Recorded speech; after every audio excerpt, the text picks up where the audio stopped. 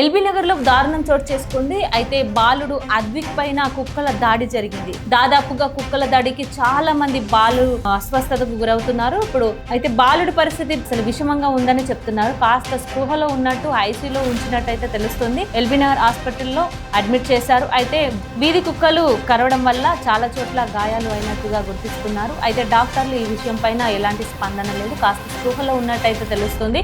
బాలుడు అద్విక్ పైన కాకుండా గతంలో కూడా చాలా మంది పిల్లల పైన కూడా వీధి కుక్కల విధ్వంసం దుమారం రేపుతుందని చెప్పొచ్చు. దీనిపైన జిహెచ్ఎంసీ సిబ్బంది ఎలాంటి నిర్ణయం తీసుకుంటారు, జిహెచ్ఎంసీ కమిషనర్ ఎలాంటి ప్రక్రియ చేపడతారు అనేది ఆలోచించాలి. ఎందుకంటే వీధి కుక్కలు చాలా వరకు ఈ ఎండాకాలం వేసవి కాలం వచ్చిందంటే చాలా చోట్ల వాటికి ఆహారం నీరు లేక ప్రతి ఒక్కరిపైన అది విరుచుకుపడడం లాంటివి జరుగుతున్నాయి. మరి ఈ విధమైనటువంటి చర్యలు జరగకుండా ఉండడానికి జిహెచ్ఎంసీ ఎలాంటి చర్యలు చేపడుతుందో చూడాలి.